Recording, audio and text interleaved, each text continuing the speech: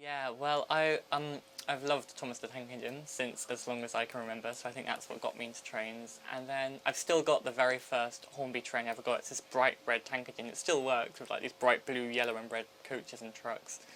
And I was hooked ever since. And I've still got my model row. I'm still adding to it.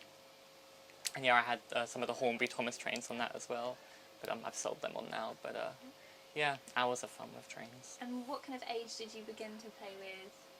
Oh gosh, I've been playing with trains since as long as I can remember. I must have been one, if not less than one, when I got my first train. So it's almost a lifelong thing. Yeah, had it forever. It's really nice.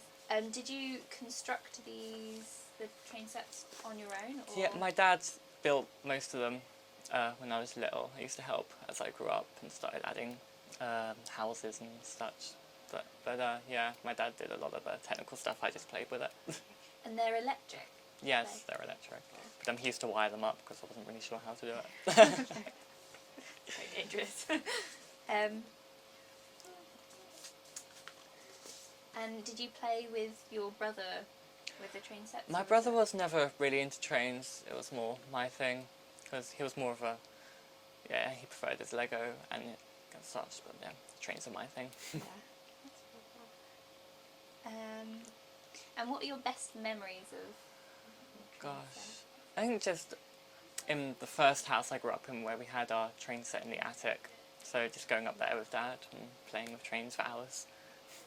That's so nice. And there was a collection that you added to often? Yeah, I was always adding new stuff, picked up a lot of stuff from second-hand shops as well, so yeah, it's always growing, still growing. That's really nice. And is your dad still, have you got... Yeah, well, the model railway lives at my parents' house, so he still looks after it and has to play with it now and then. But yeah, every time I go over there, I spend hours playing with them. Never grow up.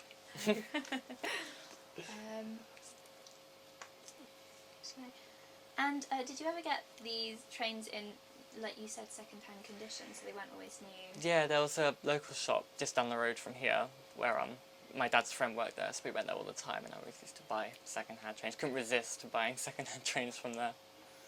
So, yeah. And did many of your friends play with the same kind of things, or was it kind of a... Yeah, my friends were never quite, at least not from what I can remember, trains very much seemed to be my thing. I took ages to grow out of them as well. I think I was quite a slow social developer. I was still like playing with my Thomas trains right up to I was about 13, 14, I think. So, yeah, no, I think it was just more of a solo thing for me. Yeah. And you say you have a vivid imagination. Would that be with the train sets as well? As well, yeah, especially with the Thomas ones I had, I was always making up my own stories as well. It was a lot of fun. And how did you get into Thomas the Tank Engine? Gosh, I think it must have just been from watching it on telly or my parents buying me videos. I mean, I can remember being obsessed with Thomas the Tank Engine for as long as I can remember. Yeah, and it wasn't just Thomas, was it? It was an array of... all trains, especially like my parents couldn't take me anywhere without there being a train there and me going crazy about it. So yeah. That must have been cool, the way that you can have a train and then go and see a real version. Is that something? Yeah, I used to love it because my parents took me to the Bluebell Railway quite a lot. So yeah, and I got very excited.